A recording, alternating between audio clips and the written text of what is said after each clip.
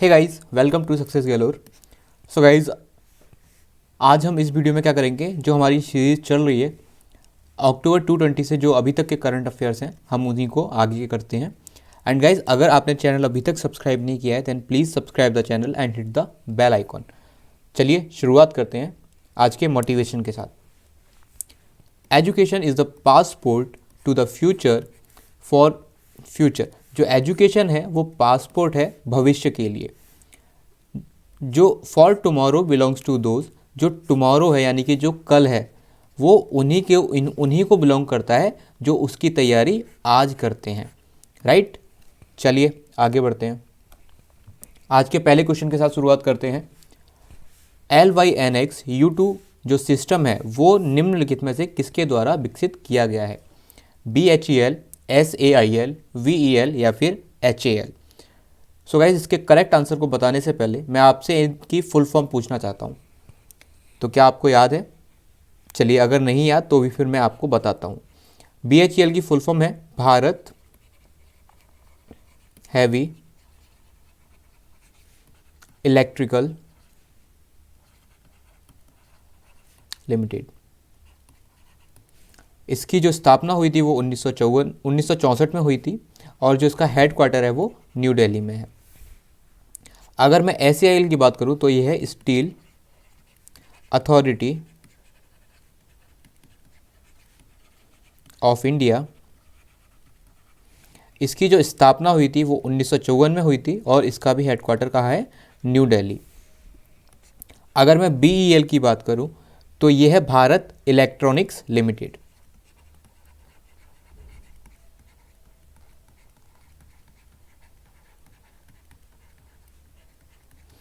इसकी जो स्थापना हुई थी वो हुई थी 1954 में, जिसका हेड क्वार्टर बेंगलुरु है। अगर मैं HAL की बात करूं तो गाइज इसकी फुल फॉर्म है हिंदुस्तान एरोनॉटिक्स लिमिटेड।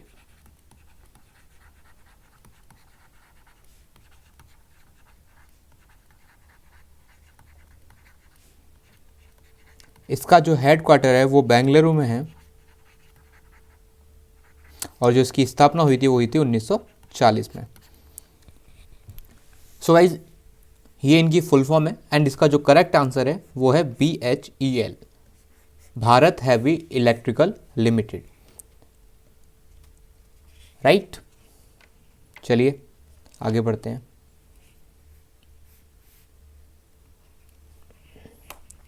ये देखिए 10 LYNX U2 fire control system इन्होंने डेवलप किए हैं इंडियन नेवी के लिए। यहाँ पर ये पूरा उसकी ब्रीफ है, आप एक बार इसको रीड कीजिए। राइट, चलिए आगे बढ़ते हैं। निम्नलिखित में से नागालैंड के गवर्नर कौन है? Who is the governor of Nagaland, यानी कि नागालैंड के राज्यपाल कौन है? तो गाइज, आप एक बार पता कीजिए, कोशिश कीजिए कि क्या आप जानते हैं। चलिए, मैं आपको आंसर बताने से पहले बाकी सारे ऑप्शंस हैं उनको एलिमिनेट करके बताता हूँ कि आप सही आंसर तक कैसे पहुँचेंगे। जो VD मिश्रा जी हैं वो अरुणाचल प्रदेश के गवर्नर हैं। जो आचार्य देवव्रत जी हैं वो गुजरात के गवर्नर हैं। अगर मैं जगदीश मुखी जी की बात करूं तो वो आसाम के गवर्नर हैं। तो बचा कौन? RN रवि। RN रवि जी जो हैं वही गवर्नर हैं कहाँ के? नागालैंड के।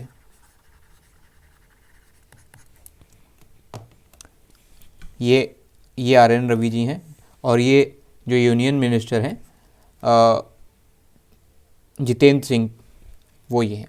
ठीक है, चलिए आगे बढ़ते हैं। Which one of the following state has been declared in January 2020 to be regulated under AFSPA? निम्नलिखित में से किस राज्य को जनवरी 2021 में AFSPA के तहत विनियमित करने की घोषणा की गई है? आसाम, मणिपुर, नागालैंड या फिर त्रिपुरा? गाइज, मैं इसका आंसर बताने से पहले आपको AFSPA की फुल फॉर्म बताना चाहूँगा। AFSPA की फुल फॉर्म है armed forces special powers act. ठीक है, और जो इसका सही आंसर है वो है नागालैंड। देखो गाइस, मैं आपको हर स्टेट के सीएम, गवर्नर एंड कैपिटल हर बार बताता हूँ।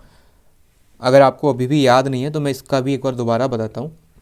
राइट, अगर याद है तो आप प्लीज़ इसको अपने आप आंसर करने की कोशिश कीजिए। आसाम के जैसे कि मैंने पिछले क्वेश्चन में बताया था कि जो गवर्नर है वो है जगदीश मुखी, और जो यहाँ के चीफ मिनिस्टर हैं यानी कि जो सीएम है वो है सर्वानंदा सोनोवाल। यहाँ की जो कैपिटल है वो तो दिसपुर है, आप सभी को पता ही होगा। अगर मैं मणिपुर की बात करूँ, इम्फाल यहाँ की कैपिटल है, इम्फाल। जो यहाँ के सीएम है वो है एन वीरेंद्र सिंह, और जो यहाँ की गवर्नर हैं वो हैं नजमा हेपतुल्ला।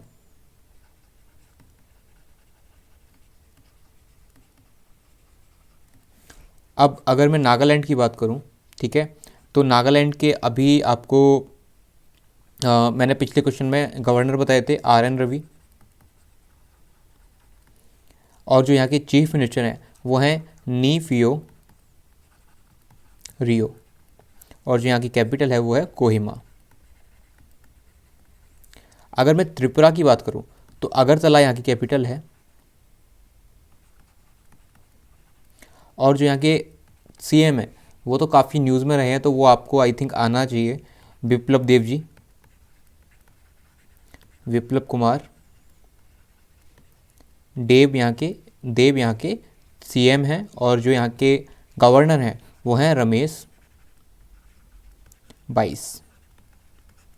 राइट, चलिए आगे बढ़ते हैं।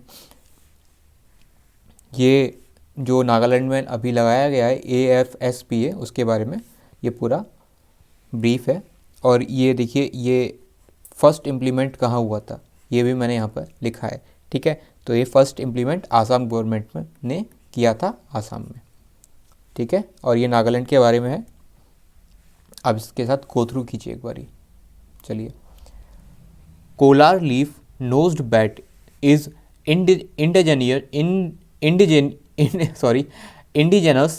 Indigenous to. कोलार लीफ जैसी नाक का चमगादड़ स्वदेशी है, मतलब किस राज्य का है या किस देश का है या किस द्वीप का है। सो इसका करेक्ट आंसर कर्नाटका है।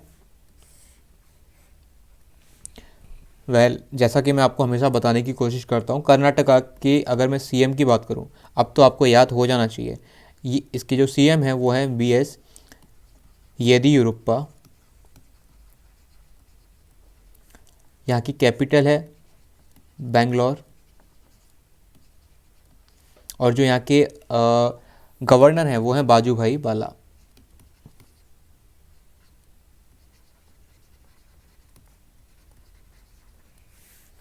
अगर मैं केरला की बात करूं तो वहाँ की जो कैपिटल है वो है तिरुवनंतपुरम।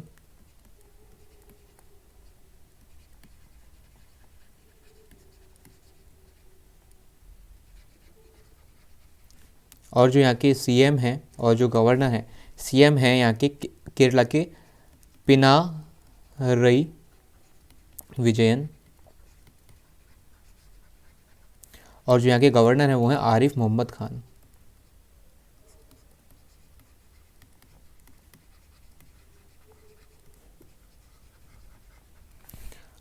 अगर मैं वियतनाम की बात करूं तो वियतनाम की कैपिटल है हनोई, और जो यहाँ के प्रेसिडेंट हैं वो हैं निग्युयेन फू ट्रोग। अगर मैं अंडमान और निकोबार द्वीप की बात करूं तो पोर्ट ब्लेयर यहाँ की राजधानी हर किसी को पता होना चाहिए। और जो यहाँ के लेफ्टिनेंट गवर्नर हैं वो हैं admiral DK Joshi ji. Admiral DK Joshi ji हैं वो यहाँ के कौन है, लेफ्टिनेंट गवर्नर। एडमिरल डी के जोशी, डी के की फुल फॉर्म है देवेंद्र कुमार जोशी।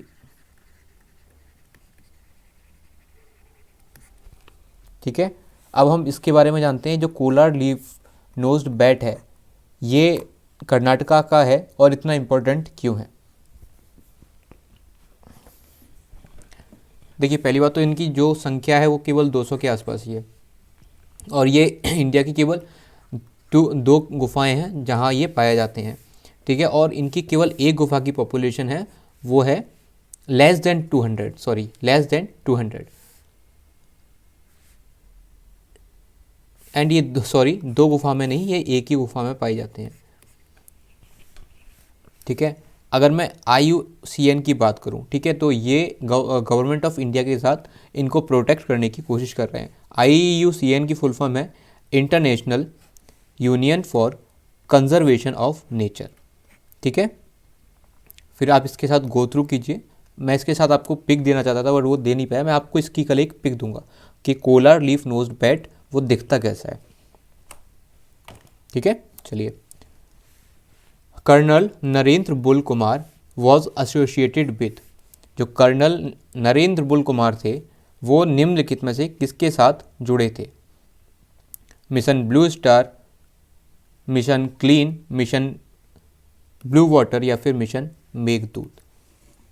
सो इसका करेक्ट आंसर है मिशन मेघदूत। मिशन मेघदूत अगर आपको याद होगा सियाचिन,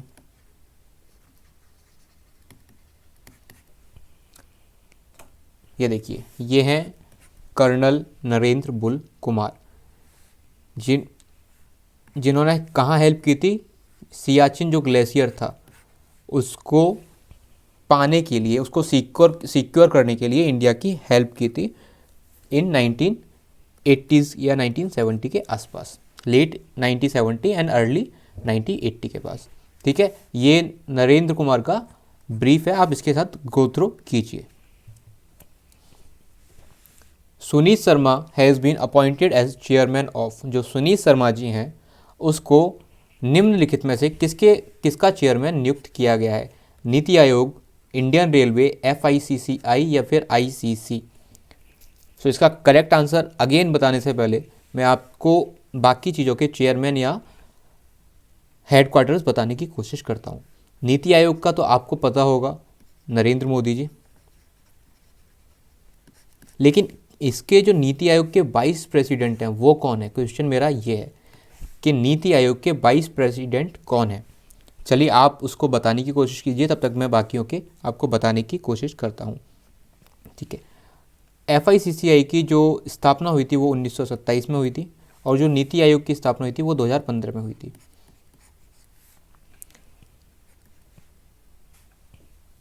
हाँ, FICCI की जो स्थापना हुई थी वो 1927 में हुई थी।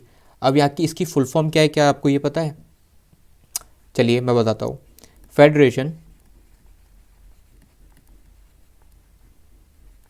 Federation of Indian chambers of commerce and industry.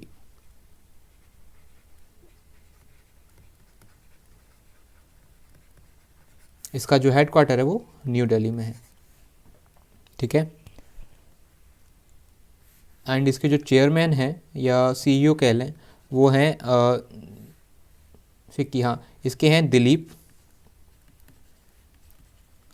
Choubey. ठीक है, अगर मैं ICC की बात करूं तो ये है, इसका तो आपको पता होगा ICC, अगर आप क्रिकेट फैन है, इंटरनेशनल क्रिकेट काउंसिल, इंटरनेशनल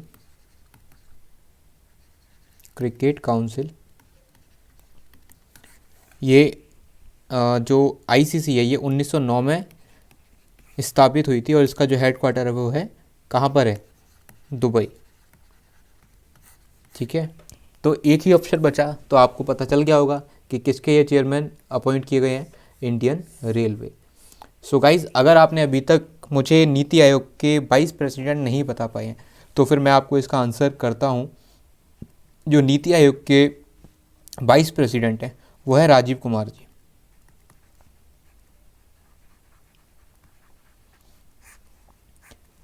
ये जो राजीव कुमार जी हैं ये इकोनॉमिस्ट हैं,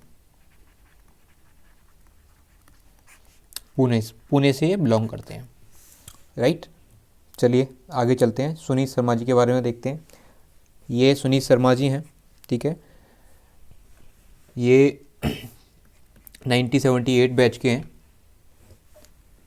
34 साल से ज़्यादा इनको रेलवे में हो चुका है, ठीक है। आप फिर भी एक बार से गो थ्रू कीजिए। चलिए अगले क्वेश्चन पे चलते हैं। Which one of the following countries had made changes in its national anthem. निम्नलिखित में से किस देश ने अपने राष्ट्रगान में परिवर्तन किया है? यूएसए, ऑस्ट्रेलिया, श्रीलंका या फिर जापान। इसका जो करेक्ट आंसर है वो है ऑस्ट्रेलिया।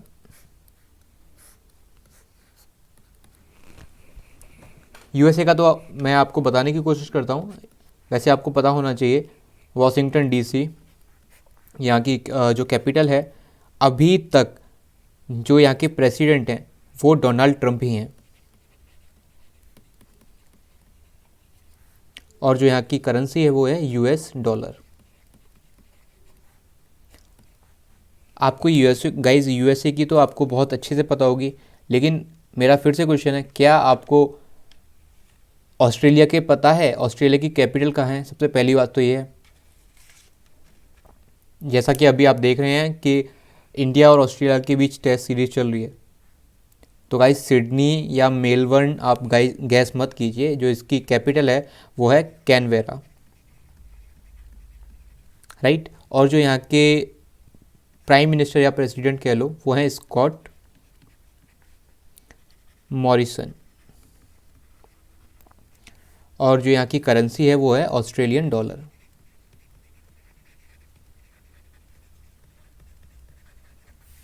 अगर मैं श्रीलंका की बात करूं तो श्रीलंका की जो है कैपिटल वो दो हैं, एक है कोलंबो। कोलंबो जो इसकी कैपिटल है वो एग्जीक्यूटिव या जुडिशियल कैपिटल है, और अगर मैं दूसरी कैपिटल की बात करूं तो वो है श्री जयवर्धनेपुरा। जो जयवर्धनेपुरा है वो यहाँ की लेजिस्लेटिव कैपिटल है, और जो यहाँ के प्राइम मिनिस्टर हैं वो हैं महिंद्रा राजपक्षे।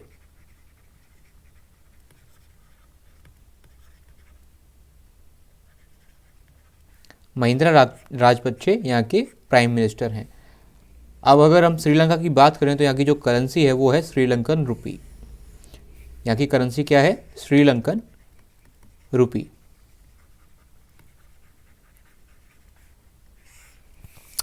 अब अगर हम जापान की बात कर रहे हैं तो जापान की कैपिटल आपको पता होगा टोक्यो। इवन यहाँ के जो करेंसी है वो भी आपको पता होगा येन, ठीक है। अब यहाँ के प्राइम मिनिस्टर कौन है? Yoshihide Suga. चलिए यहाँ तक आपको सब पता होगा। अब मेरा क्वेश्चन है, यहाँ के एम्परर कौन है, यानी कि यहाँ के राजा कौन है? यहाँ के राजा हैं नरूहितो।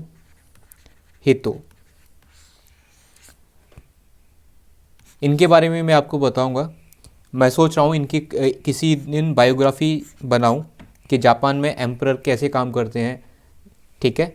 चलिए फिलहाल ऑस्ट्रेलिया ने अपने राष्ट्रगान में परिवर्तन किया है, यानी कि ऑस्ट्रेलिया ने अपने नेशनल एंथम में चेंजेस किए हैं। अब जो नेशनल एंथम था उसमें चेंजेस क्या किए हैं? उसमें एक माइल्यूट सा चेंज किया है जिसका मीनिंग बहुत अच्छा है, बहुत काफ़ी हद तक चेंज हो गया। चेंज क्या किया है?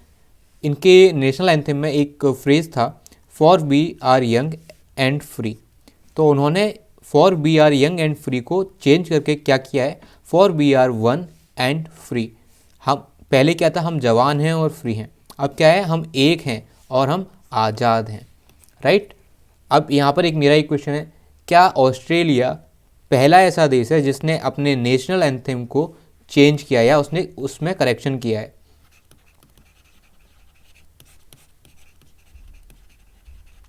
Please answer me in the comment section. And एक क्वेश्चन का आंसर और दीजिए, जो हमारा नेशनल एंथम है क्या हमें उसमें भी चेंज करना चाहिए? क्या, जैसे कि हमारे नेशनल एंथम में नॉर्थ ईस्ट के किसी भी हिस्से के बारे में कोई जिक्र नहीं है, तो क्या हमें थोड़ा सा चेंज करके उसे, उस हिस्से को इंक्लूड करना चाहिए, जबकि सिंध हमारे में नहीं है, राइट। तो आप मुझे कमेंट सेक्शन में बताइए कि हमें नॉर्थ ईस्ट को भी अपने नेशनल एंथम में इंक्लूड करना चाहिए या नहीं करना चाहिए, राइट। चलिए अगले क्वेश्चन पर चलते हैं। Soma Mandal has been appointed chairperson of, जो सोमा मंडल हैं उनको निम्नलिखित में से किसका अध्यक्ष चुना गया है? BHEL, BEL, HAL या फिर SAIL। इन सबों की मैं फुल फॉर्म आपको बता चुका हूँ। BHEL की फुल फॉर्म क्या है? Bharat heavy electrical limited. BEL की फुल फॉर्म है भारत इलेक्ट्रॉनिक्स लिमिटेड। HAL की है हिंदुस्तान एरोनॉटिक्स लिमिटेड। SAIL की है steel authority of India limited. तो जो सोमा मंडल जी हैं उनको SAIL का अध्यक्ष नियुक्त किया गया है। ये देखिए, ये सोमा मंडल जी हैं, ठीक है। इनको सेल का चेयरपर्सन नियुक्त किया गया है। चलिए, ये चेयरपर्सन बनी उससे पहले इसी कंपनी की क्या थी? ये डायरेक्टर थी, कमर्शियल डायरेक्टर। चलिए आगे चलते हैं। अब आपको बताना है ये जो दो स्टेटमेंट दी हैं इनमें से कौन सी स्टेटमेंट गलत है और कौन सी स्टेटमेंट सही है। क्या दोनों स्टेटमेंट सही हैं या दोनों गलत हैं? तो पहली स्टेटमेंट है ADB and India signed MOU of $10 million for horticulture in Uttar Pradesh. जो हॉर्टिकल्चर है उसे बोलते हैं बागवानी। सेकेंड स्टेटमेंट है ADB and India signed MOU of $231 million for hydro power generation in Assam. तो कुछ भी मैं इसका आंसर बताने से पहले आपको बताना चाहूँगा, जो ADB है इसकी फुल फॉर्म है एशियन डेवलपमेंट बैंक, ठीक है। इसकी जो स्थापना हुई थी वो हुई थी 1966 में, ठीक है। तो जो इसका जो अब मैं हिंदी में भी इसको पढ़ता हूँ एक बार ऑप्शन को, यानी कि एशियन डेवलपमेंट बैंक और भारत ने $10 मिलियन के MOU पर हस्ताक्षर किए हैं उत्तर प्रदेश में बागवानी के लिए। यानी कि उत्तर प्रदेश में बागवानी के लिए भारत और ADB ने $10 मिलियन के MOU पर हस्ताक्षर किए हैं। दूसरा स्टेटमेंट है ADB और भारत ने असम में जल विद्युत उत्पादन के लिए $231 मिलियन के MOU पर हस्ताक्षर किए हैं।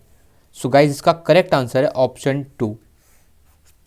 आसाम में $231 मिलियन के MOU पर हस्ताक्षर किए हैं एशियन डेवलपमेंट बैंक और इंडिया ने, जिससे कि आसाम में हाइड्रो पावर यानी कि जल विद्युत उत्पादन हो सके। ये देखिए, ये दिया हुआ है $231 मिलियन। और जो जैसा कि पिछले पहला स्टेटमेंट था, जो 10 मिलियन फॉर हॉर्टिकल्चर, वो हिमाचल प्रदेश के लिए है, ना कि उत्तर प्रदेश के लिए, राइट। इसको एक बार ध्यान रखिए आप, ठीक है। आप इसके साथ इसको एक बार गो थ्रू कीजिए। चलिए आगे चलते हैं। ये एशियन डेवलपमेंट बैंक के बारे में बताया गया। इसका हेडक्वार्टर मनीला में है, जो कि फिलीपींस में है। जैसा कि मैंने बताया था 1966 में इसकी स्थापना हुई थी, राइट। चलिए आगे चलते हैं। Mannathu Padmanabhan was belonging to the Indian state of. जो मन्नथु पद्मनाभन है किस भारतीय राज्य से संबंधित थे? केरला, तमिलनाडु, आंध्र प्रदेश या फिर उत्तर प्रदेश? केरला, तमिलनाडु, आंध्र प्रदेश या फिर उत्तर प्रदेश? बताइए। इसका जो करेक्ट आंसर है मैं आपको बताता हूँ, वो है केरला, ठीक है। तो जो मन्नथु पद्मनाभन थे ये केरला से बिलोंग करते थे। चलिए एक बार फिर मैं आपको इन सभी स्टेट के कैपिटल, सीएम और गवर्नर के बारे में बताने की कोशिश करता हूँ। केरला के गवर्नर और सीएम के बारे में आपको बता चुका हूँ। आप एक बार दोबारा खुद बताने की कोशिश कीजिए। अगर मैं तमिलनाडु की बात करूँ तो तमिलनाडु की गाइज आप बताइए मुझे, तमिलनाडु की कैपिटल क्या है, पहले तो आप मुझे ये बताइए। तमिलनाडु की जो कैपिटल है, आपने चेन्नई एक्सप्रेस गाना सुना होगा, तो चेन्नई कैपिटल है। जो यहाँ के सीएम हैं वो हैं थिरु इदापदी के पालनी स्वामी, ये इसके सीएम हैं। अगर मैं इसके गवर्नर की बात करूं तो वो हैं थिरु बनवारीलाल पुरोहित, ये यहाँ के गवर्नर हैं। आंध्र प्रदेश के तो मैं आपको कई बार बता चुका हूँ। आंध्र प्रदेश के जो सीएम हैं वो हैं YS जगन मोहन रेड्डी। जो यहाँ की कैपिटल है वो है अमरावती, और जो यहाँ के गवर्नर हैं वो है विश्वभूषण हरिचंदन।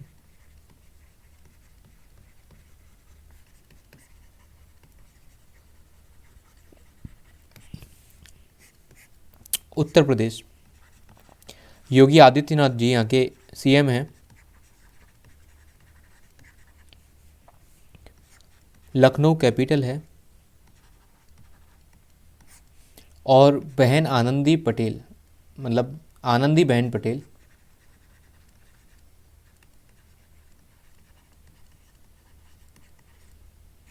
ये यहाँ की गवर्नर हैं। और जो आनंदी बहन पटेल हैं ये यूपी के साथ साथ एमपी की भी गवर्नर हैं। चलिए, ये जो मन्नथु पद्मनाभन थे उनके बारे में ये ब्रीफ है, आप इसके साथ एक बार गो थ्रू कीजिए कि इन्होंने एनएसएस की जो नायर सर्विस सोसाइटी है उसकी स्थापना की थी और कब की थी, राइट। आप एक बार गो थ्रू जरूर कीजिए। अब ये क्वेश्चन है, जो कोपली नदी है वो निम्नलिखित में से किस नदी की एक सहायक नदी है? गंगा, अलकनंदा, ब्रह्मपुत्रा या फिर सोन।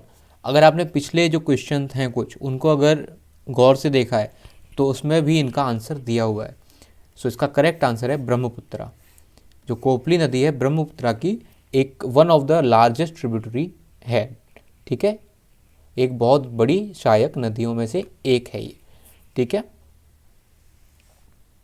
मेघालय, ठीक है। आप इसके साथ गो थ्रू कीजिए। चलिए अगले पे चलते हैं। इंडिया की जो रैंक है ईज ऑफ डूइंग बिजनेस में वो कौन सी है? India's rank in ease of doing business index is 68, 66, 64, 63। So correct answer है 63, ठीक है। ये पहले से काफ़ी अप हुए हैं। ये देखिए 63rd पोजीशन है 190 नेशंस में। चलिए, सी विंग ग्लाइडर जो कि एक बाटर ड्रोन है वो निम्नलिखित में से किस देश ने उसको डेवलप किया है? First is USA, second is China, third is Australia या फोर्थ इज़ रशिया। तो जो सी विंग ग्लाइडर है जो कि एक पानी का ड्रोन है, निम्नलिखित में से किसके द्वारा विकसित किया गया है? सो इसका करेक्ट आंसर है चाइना। कहीं देखो, मैं आपको यूएसए और ऑस्ट्रेलिया के बारे में पहले ही बता चुका हूँ।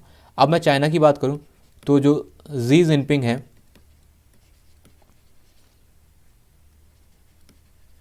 ये प्रेसिडेंट हैं, बीजिंग कैपिटल है, और जो यहाँ की करेंसी है वो है युआन। ऑस्ट्रेलिया का हो ही चुका है। हाँ, अब रशिया की बात कर लेते हैं। तो व्लादिमीर पुतिन जो हैं वो यहाँ के प्रेसिडेंट हैं, मॉस्को कैपिटल है, और जो यहाँ की करेंसी है वो है रशियन